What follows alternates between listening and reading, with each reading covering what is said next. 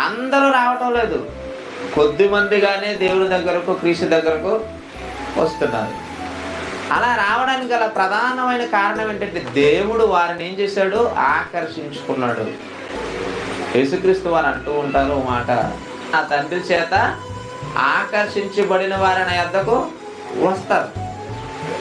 అలా వచ్చిన మనం దేవుని కృప వల్లనే భక్తిలో ఉన్నామన్న సంగతి మనం మర్చిపోకూడదు.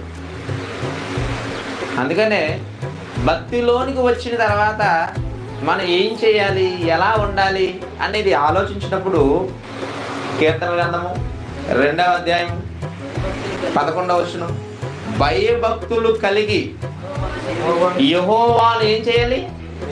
సేవించుడి. భయభక్తులు కలిగి యెహోవాను సేవించుడి.